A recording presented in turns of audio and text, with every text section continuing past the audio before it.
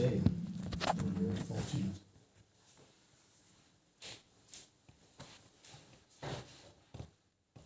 Tejami vanukam partam aham agyana jantamaha nashyam yatma bhavastho jnana dipena bhasvatam. Out of compassion for them, I, dwelling in their hearts, destroy with the shining lamp of knowledge the darkness born of ignorance. So this was what I just chanted. I'll just read it again. So this is Krishna speaking to Arjuna. Out of compassion for them, I, dwelling in their hearts, destroy with the shining lamp of knowledge the darkness born of ignorance. So there is a purport. So actually Krishna explains in the Gita that you cannot understand this spiritual science without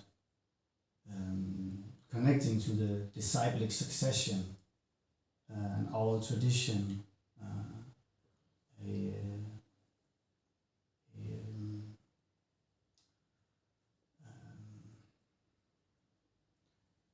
a link.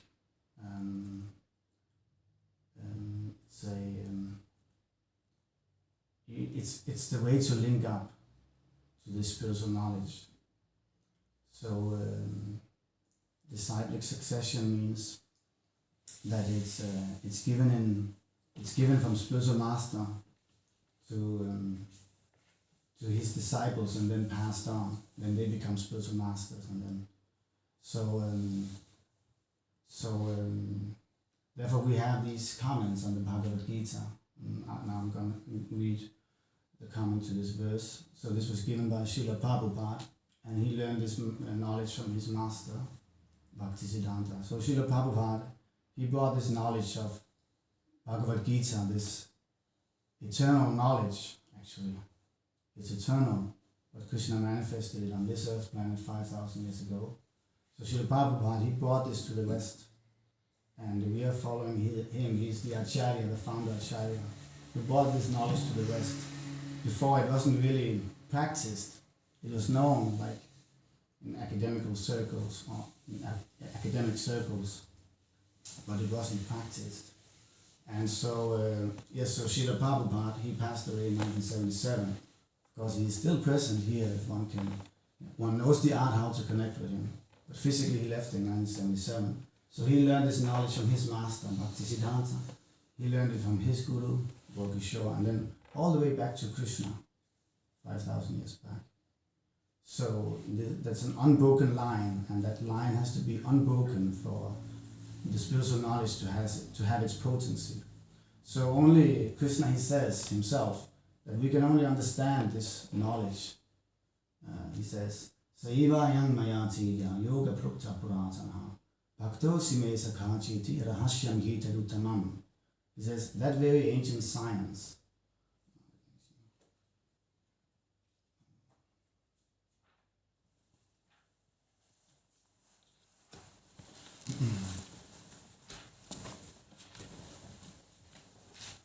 that very ancient science of the relationship with the Supreme is today taught by me to you, because you are my devotee as well as my friend. Therefore you can understand the transcendental mystery of this science. So one who is actually a friend, a devotee of Krishna, he can understand this science of Krishna consciousness. So therefore he's qualified, he's in the Krishna's family. Just like in your family, you have a right to say about your sister, about your daughter, about your grandfather, because you're in the family. But no one else really has a right to say about them, because what do they know about your family? So Srila Prabhupada, he is in this disciplic succession, and Krishna is also mentioning Evam Parampara Praptam. You have to know this knowledge through the Parampara. So it's not that you need another book, like academically, like you would say, oh, you need to understand this knowledge, you need another book to understand this. Like you need like what's it called? Second... reference book. Yeah, reference books. Yeah. So, but Krishna himself, he says, no, I will explain how to understand this science. You don't need anyone else to comment on it. Of course, but then he says, you need to know it through the disciplic succession. So in that way, we need to know this knowledge through the spiritual masters. Alright, so let me read here the comment to this verse. I'll just chant it out and say, I'll just say the translation again. Out of compassion for them, I dwelling in their hearts, destroy with the shining lamp of knowledge the darkness born of ignorance. Purport. When Lord Chaitanya was in Banaras, promulgating the chanting of Hare Krishna, Krishna Krishna, Hare Hare, Hare Rama, Rama Rama, Hare Hare, thousands of people were following him. Prakashananda, a very influential and learned scholar in Banaras at that time, derided Lord Chaitanya for being a sentimentalist. Sometimes philosophers criticize the devotees because they think that most of the devotees are in the darkness of ignorance and are philosophically naive sentimentalists. Actually, that is not a fact. There are very, very learned scholars who have put forward the philosophy of devotion, but even if a devotee does not take advantage of their literatures or of his spiritual master, if he is sincere in his devotional service, he is helped by Krishna himself within his heart. So the sincere devotee engaged in Krishna consciousness cannot be without knowledge. The only qualification is that one carry out devotional service in full Krishna consciousness. Yes, so this knowledge is like it's independent. You know, Krishna can reveal this knowledge to us if he wants to, because he is Swarat. We can see we are all dependent, so there must be an independent, and that is Krishna. Ishvara Parama Krishna Satchidananda Vigraha Anaryararyar Govinda Sarvakarana Karanam. This is a scripture by Brahmaji, who is the creator of this entire universe. He has given this work, Brahma Samhita, which is very, very deep philosophy and discusses all theistic philosophical issues. And there in the first verse he says, Ishvara Parama Krishna, there is a supreme controller. Ishvara Parama, Parama means supreme, Ishvara means controller, and that is Krishna. So what is Krishna? Satchidananda. He is Vigraha, he is the form, the embodiment of eternality, Sat, Chit, knowledge, and Ananda, bliss, happiness, enjoyment. And then it says, Anadyat Aryat Govinda. He is the origin. He is the eternal origin. There's nothing behind him. Anadyat. There's nothing or no one behind him. And Sarva Karana Karanam. He is the cause of all causes. So he is independent. And we can see we're dependent on so many things and people. We have to sleep, we have to eat, sleep, mate, defend. We have a need for love. We need that the government is running nicely. We have so many needs all the time when we actually think about it. And Krishna is free, he's Swarat. So he can give this knowledge if he wants to. But he gives like a general process, a scientific process that he's recommending us to follow if we want to become free of ignorance and revive our nature, because we are in quality one with Krishna. So we are also Satchidananda. What was that, Satchidananda? Sat, eternal, Chit, full of knowledge, and Ananda, full of bliss. We have this within us, and we can see we're striving for this. You know, we put on the seatbelt when we're in the car. We're afraid if there is some disease or pandemic or whatever. We are afraid. We see how everyone is afraid actually. We want to live eternally. Even, at time of old age when we might be, let's say, 70, 80 years old, we get, because that's not necessary, but if one have lived a very materialistic life, just enjoying for the senses of the mind, not a spiritual life, then he might actually not want to live much anymore, because so much pain in the body. If you know someone who is 70 or 80, you will know how much they suffer. But still, most of them, if you ask them, should I kill you? they will say, well, not really yet.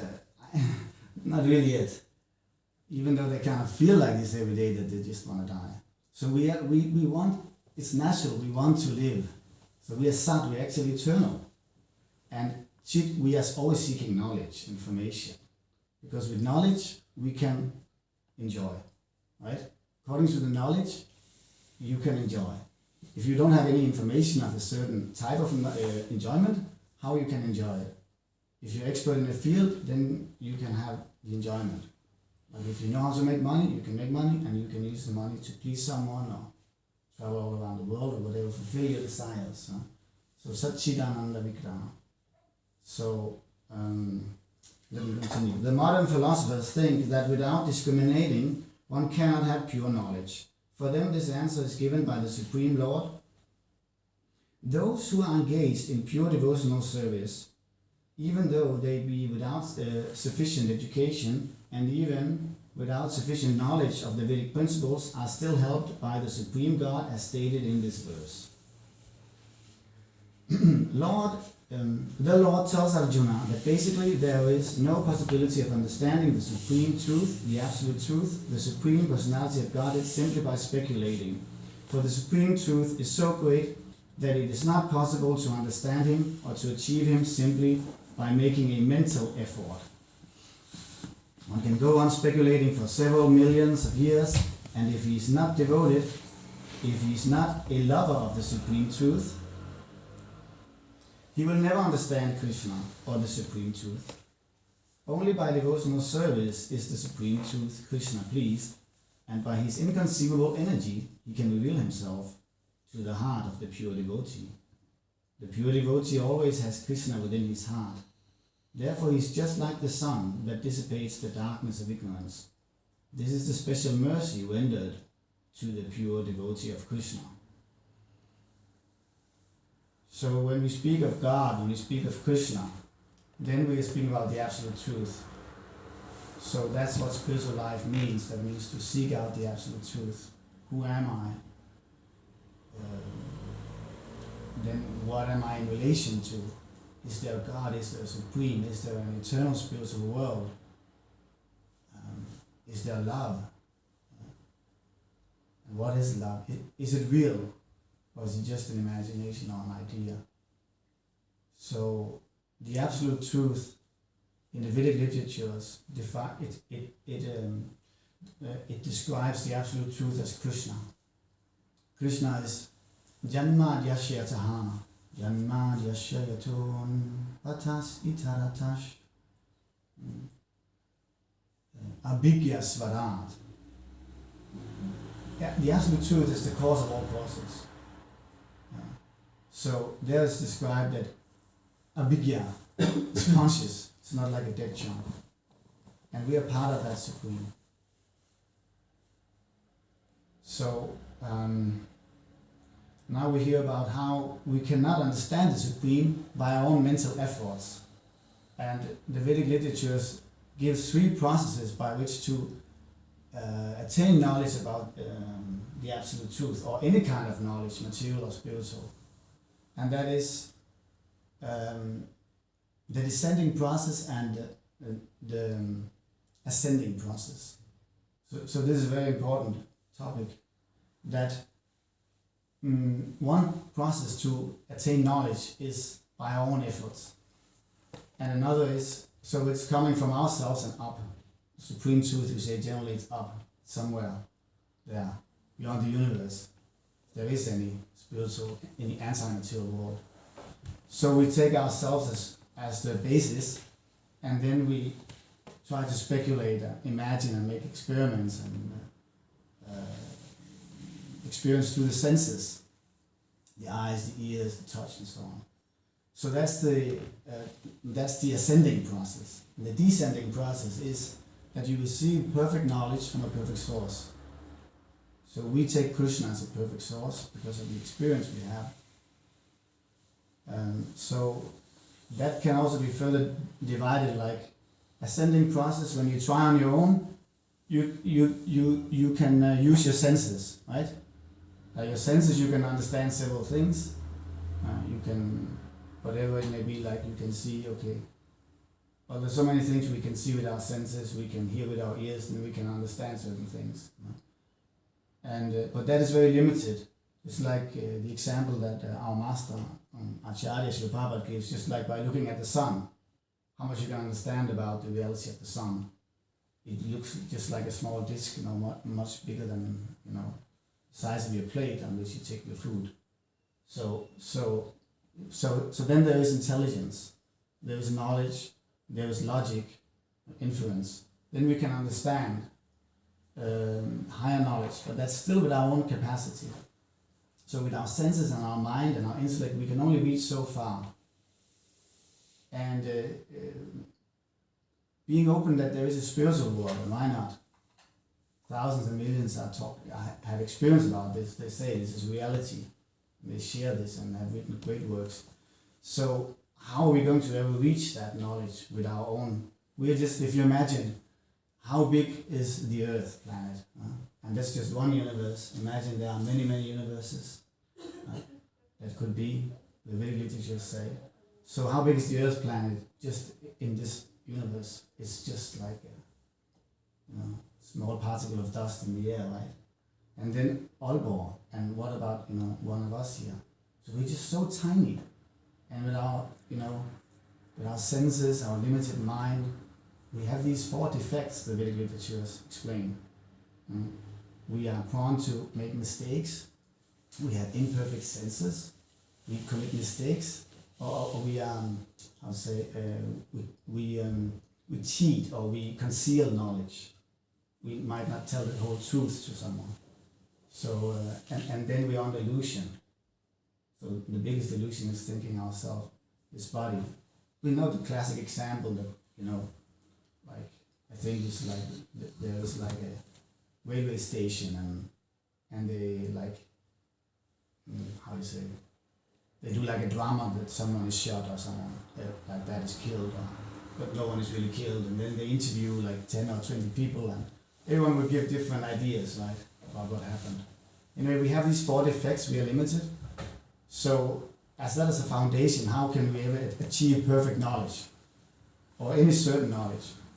So then we'll remain like insecure, uncertain about practically like what can we know. But there is another way of attaining knowledge, that is taking knowledge from the perfect being, from the spiritual world.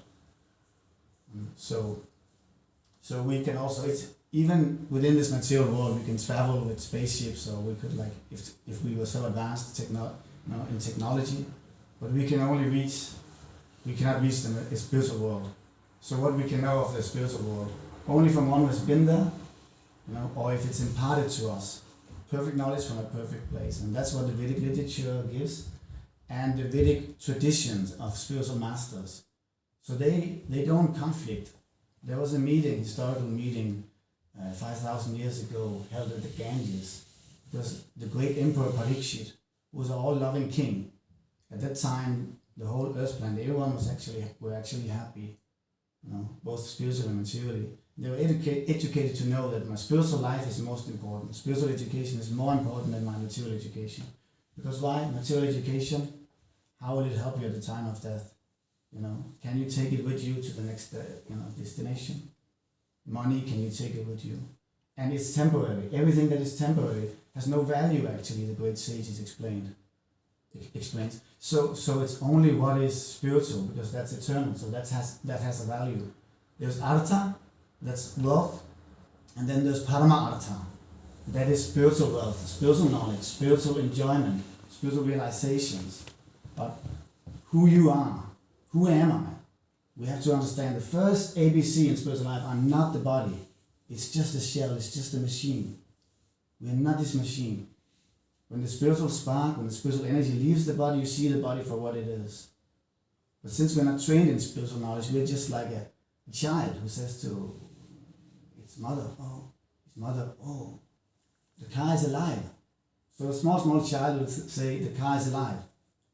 But the car is not alive. It looks alive for a small child. So we are also small children, in that sense. If we're not spiritually educated, we will see this body as alive. But actually it's only because the spiritual spark is there animating the body. that it looks alive.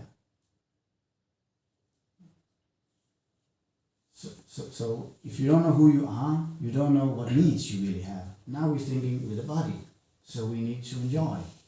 We need to have pleasures in the form of nice food, sexual pleasures, or intoxicants, or whatever it may be. But that's just through the body. But if we're not the body, then, why give so much stress to it? We're the eternal soul. And we are, actually. And if we make the experiment, we can realize that. We get perfect knowledge from Krishna and the great sages and saints. And the Bhagavad Tattva Vijnanam, they give us a scientific science of the Supreme. You will see, you won't find any contradictions in this Vedic literature. And it's so vast, we can't even finish it in this life. And only 4% is left, less than 4%. So imagine how elevated people they were at that time. Just the language, Sanskrit, there's no comparison.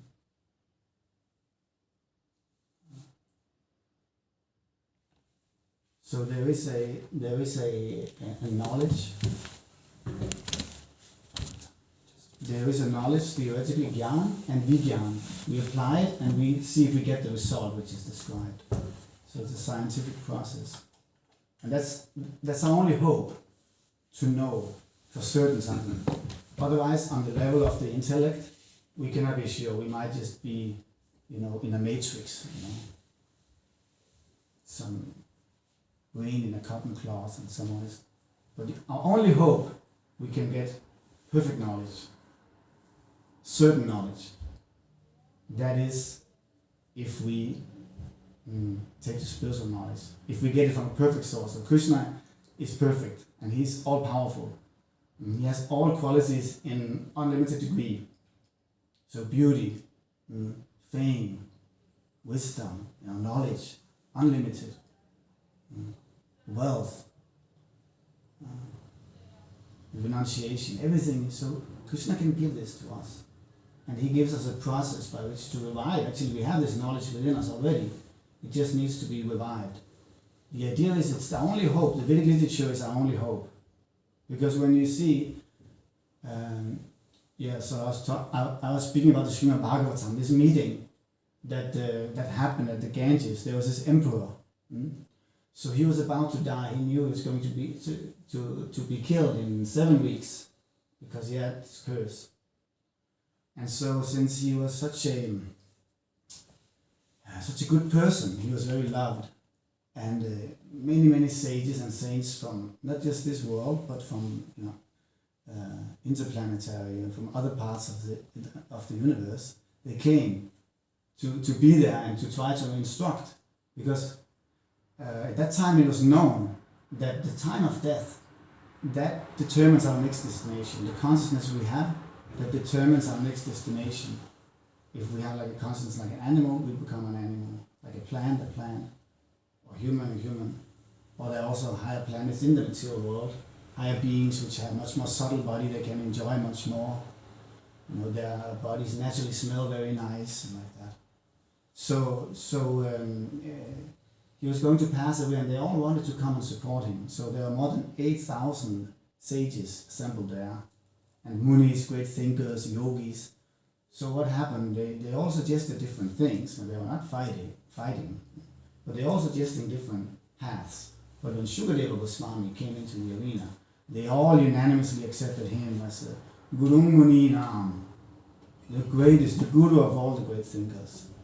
And they could see it.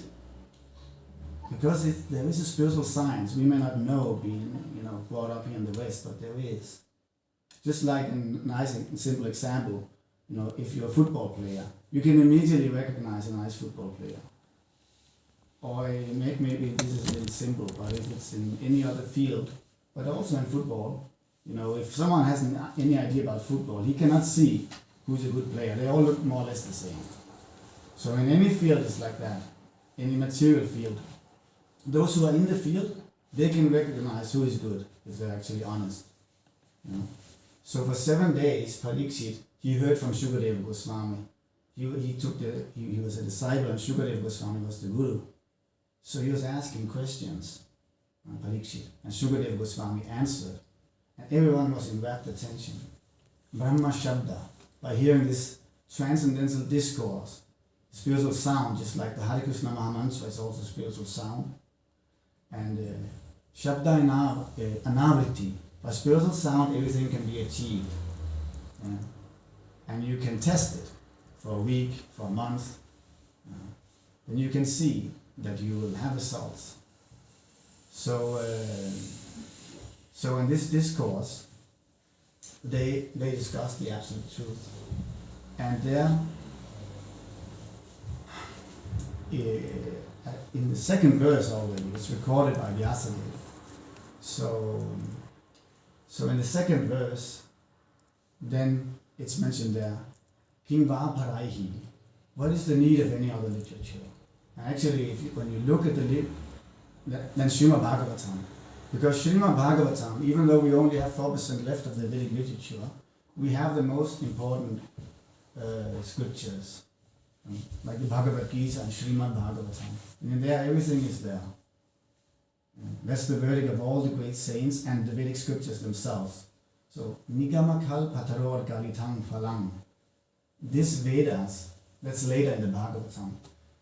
This Vedic literature, Nigama, that's the Vedas, Kalpa, that means wish fulfilling, and Taror means a tree. So, Nigama Kalpa Taror Galitang Phalang. It is the ripened fruit, this Bhagavatam, of the Vedic tree. So the Vedas is like a desire tree, because it can give us everything in any field. In the spiritual field, spiritual education, just like there's material education, there's spiritual education. So this Vedas gives everything in medicine, in warfare, in architecture, engineering, mathematics, and so on. Whatever field, materially, the Vedas is superior. And then the Vedas themselves say that the highest science, the highest education is spiritual Atma Tattva Gyan. Because what is you have a big professor, he knows so many things in details, you have a big title giving a lecture. If you ask him, who are you? You'll not be able to answer. If he's honest, he will say, I don't know if I'm only atoms or if I'm an eternal soul. I don't know who I am. So what's you see the fun, huh? He doesn't even know who he is, and such a big professor. So Nigama Kalpataror Galitang Phalang. This Srimad Bhagavatam is the phala, and the Galitang, the ripened fruit of the Vedic tree of knowledge. And immediately it's self-evident when you look at the Vedic scriptures, like I quoted King Va Paraihi from Srimad Bhagavatam. What is the use of any other literature? It's like 18,000 verses. And you can read it again and again and again. Now the Vedic literature is not different from God, it's not different from Krishna.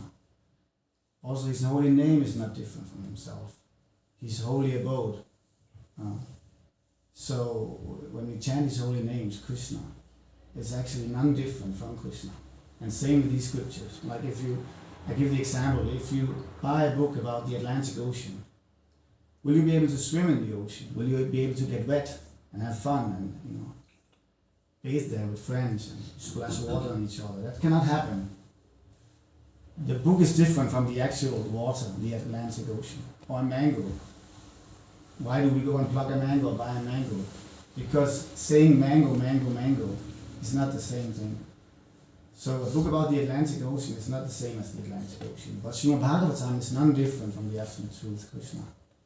And because Krishna is so Vaisaha, everything you know is there in Krishna unlimitedly.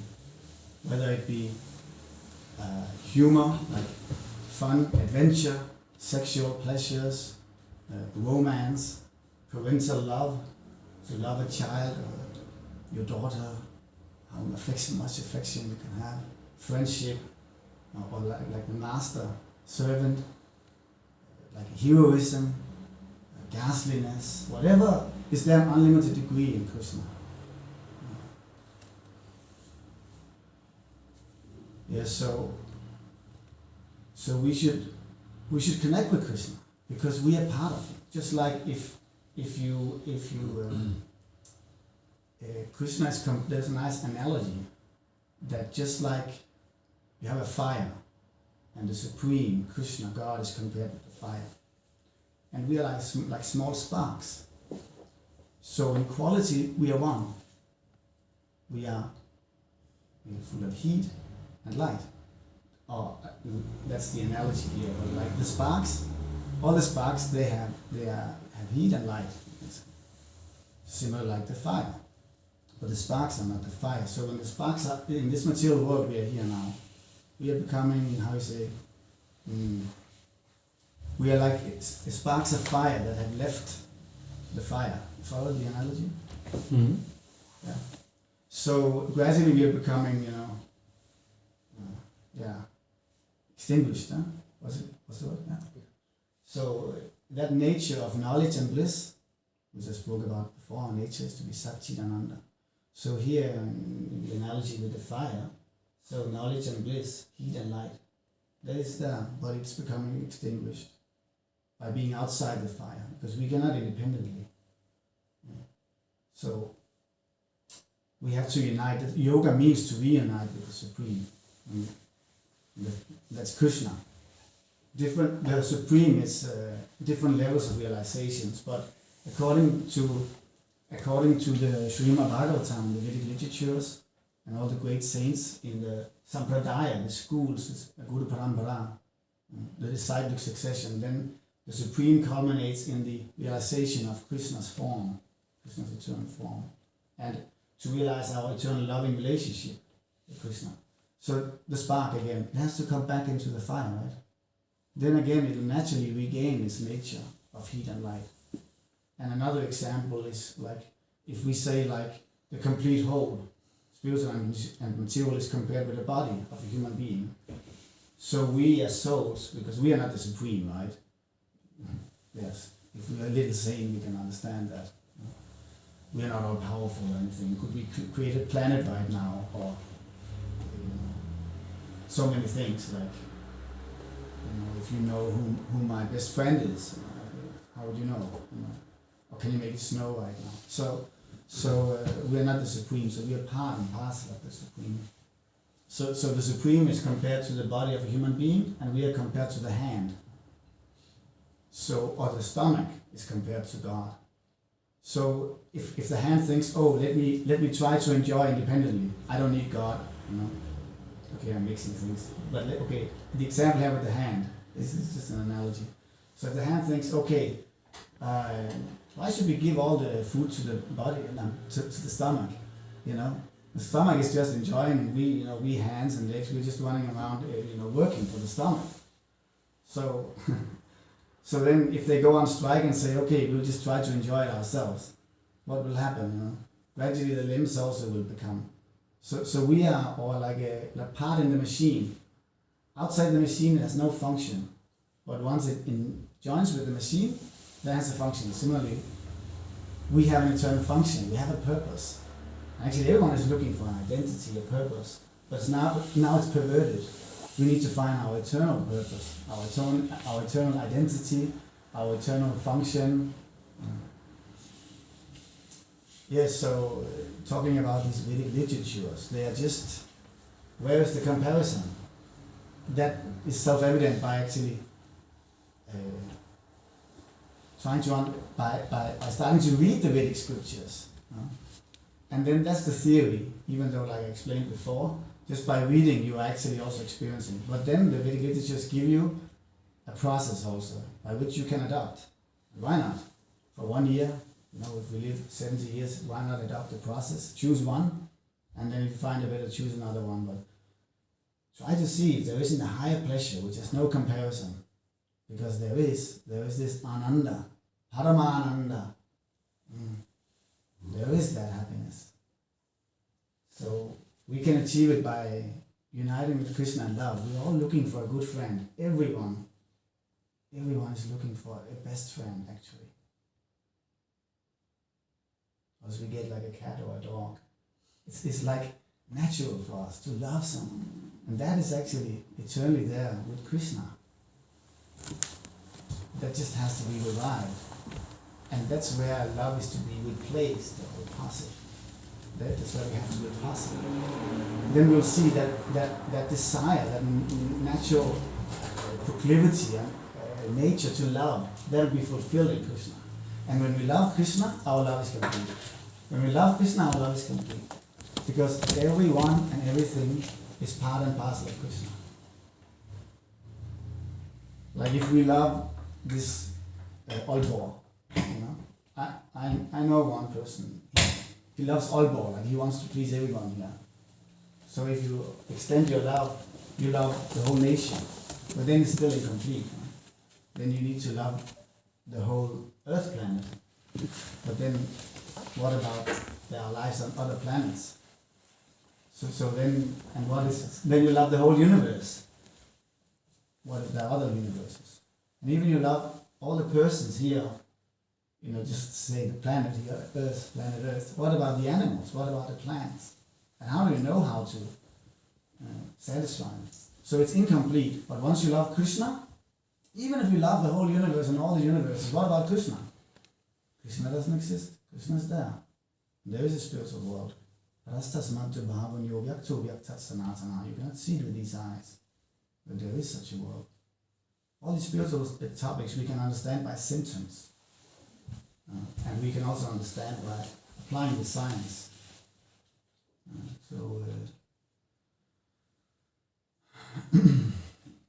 So this love that is fully, like we are totally fulfilled when it's with Krishna. Because actually eternally, Nitya Siddha Krishna Prema Satya Kavana, we have this Krishna Prema, Nitya Siddha, eternally within us. And now it's perverted in this material world. Satya Kavunaya. It's not something that we have to get from an external cause or source or put into us. It's already there. And by chanting this Hare Krishna Maha Mantra, by reading the Srimad Bhagavatam, the Bhagavad Gita, by associating with devotees who are doing the same, studying the Vedas and chanting, we can revive this love of Krishna. And that's our natural love, but all these other loves here, it's temporary, she or he will leave us, or we will leave them at the time of death. And it's also not complete, we're so frustrated. But we have this desire to love, but now we're trying to look for it in the wrong place. It's like trying to look for water in the desert. So there is no water in the desert. Maybe some oasis, but it's not like really fulfilling.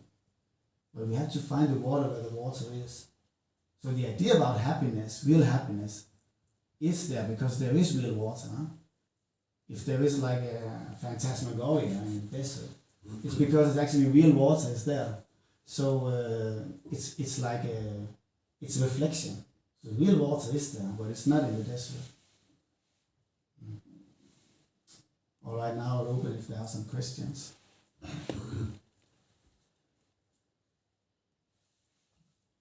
Yes. I have one. You say, does Krishna have a sense of humor? Yes. Yes. Does he make jokes about himself? Mm-hmm. In that sense? Yes. Can he laugh about himself? For Yes. instance, I saw in many of the depiction I've seen that he's blue. Yeah. Does he think that's funny? I don't know, but he likes to be blue. He can eternally like it. In the Krishna book, there's a book called Krishna book about his Leela. It's filled with humor. He has a brother called Balaram, and they're joking and doing all kinds. Krishna has the greatest humor, filled with humor.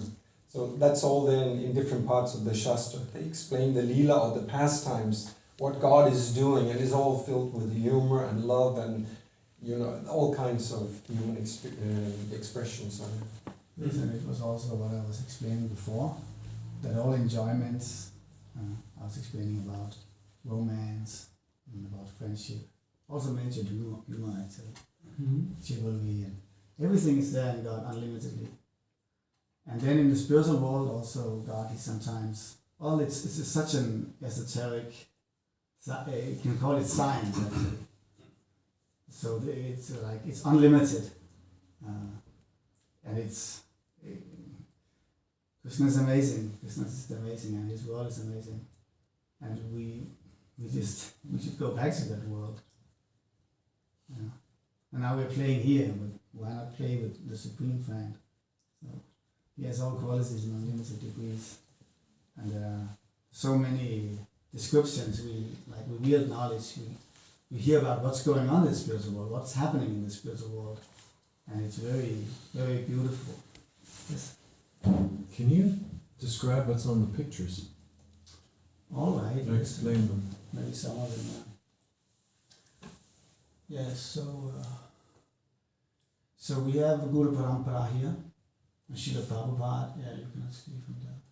So that's Guru Parampara, and here we have Sri Chaitanya Mahaprabhu and his brother Nityananda Prabhu.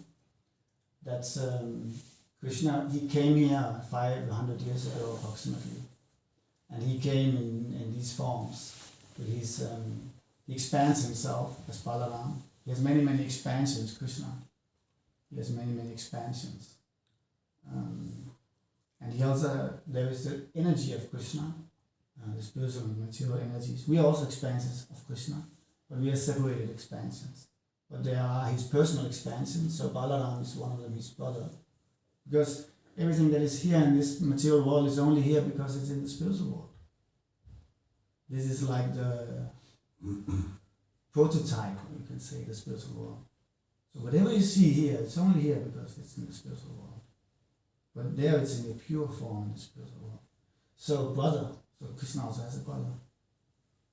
So on the left side, that's Krishna's brother. And on the right side for us, that's Krishna. When he came in a form, his mission, his purpose was chanting, dancing and feasting. And we are following him because that is Krishna manifesting himself here in modern time. For us to give a very easy process because we're so dull-headed materially and so overly skeptical and so on.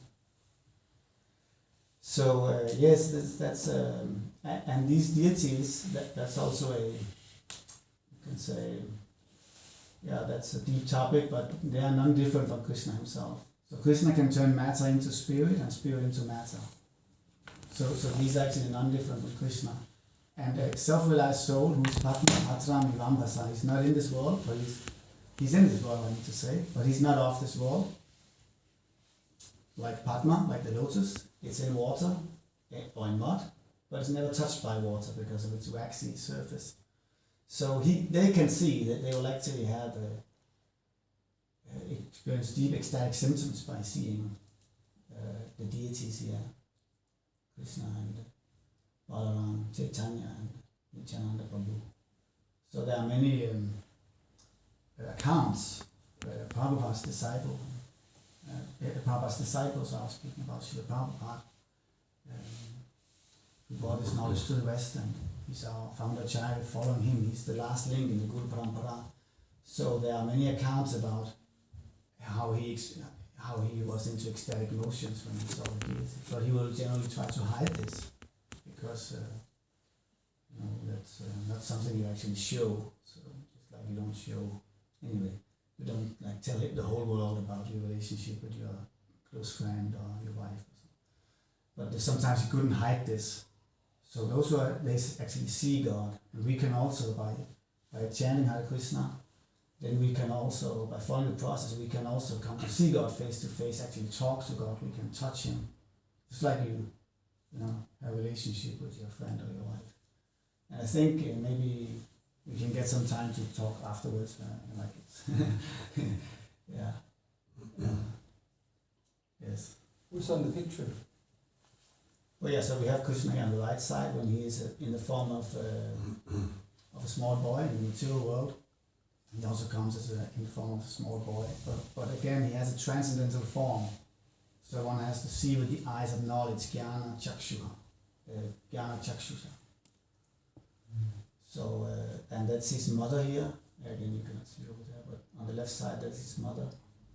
So of course that's all a lila. It's called a lila. Because Krishna, when you speak about knowledge, he is the father and the mother of everyone.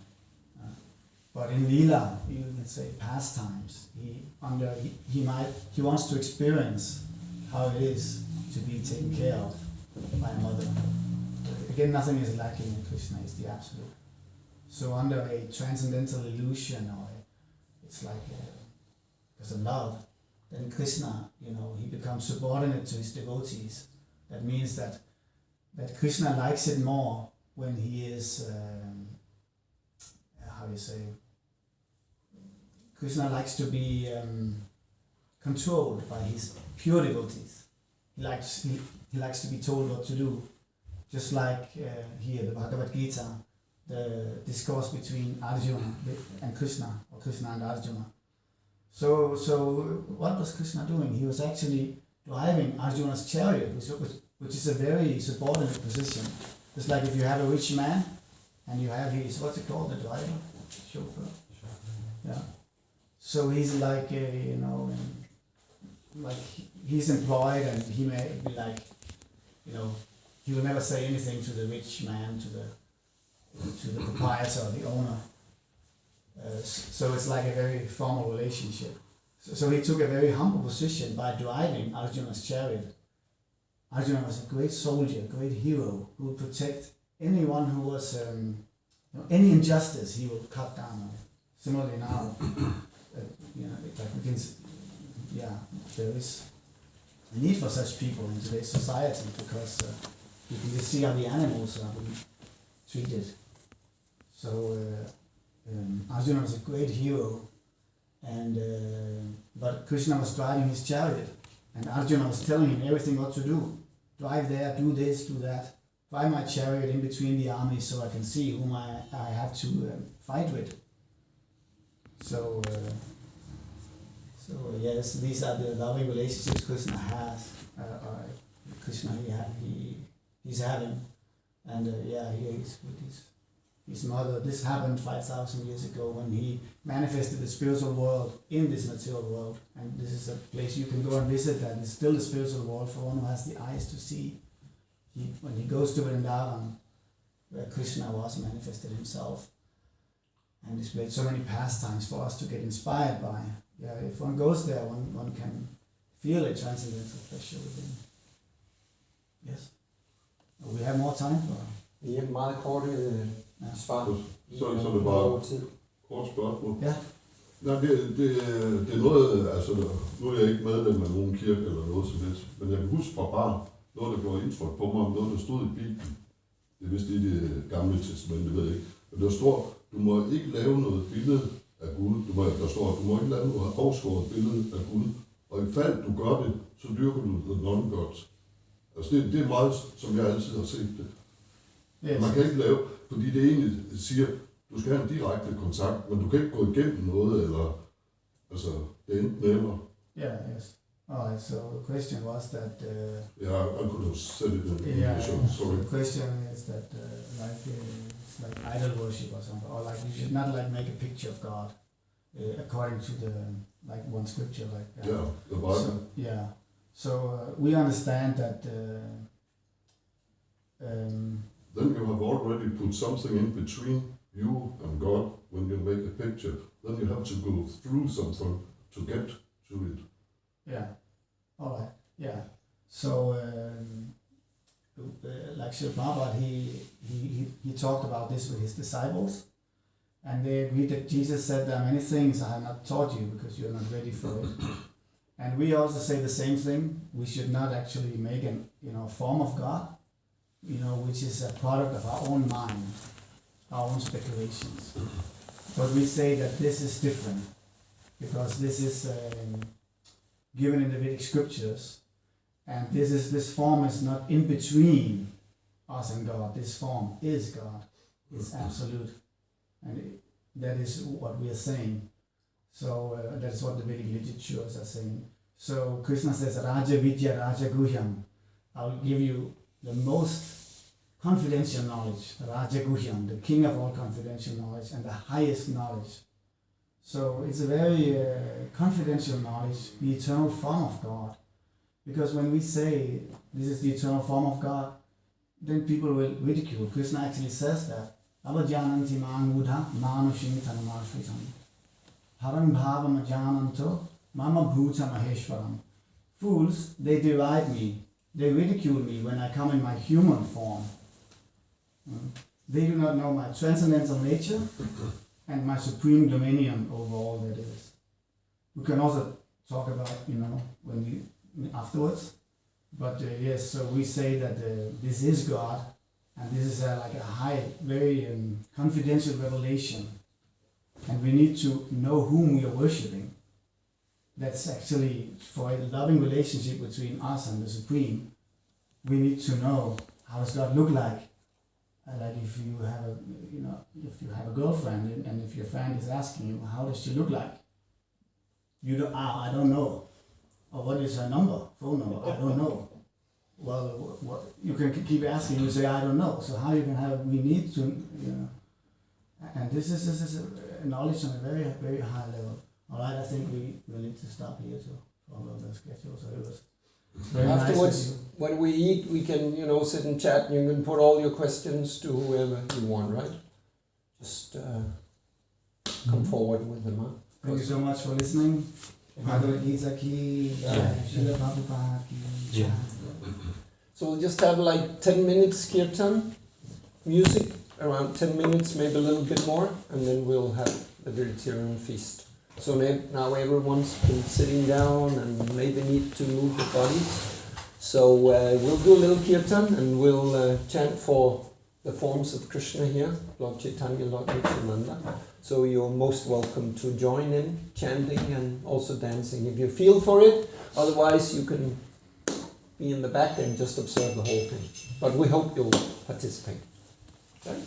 I have to leave because I have a... Ja, det ordner jeg lige for dig, Bjørn. Ja, tak. Så du lige kan få, skal vi se noget med.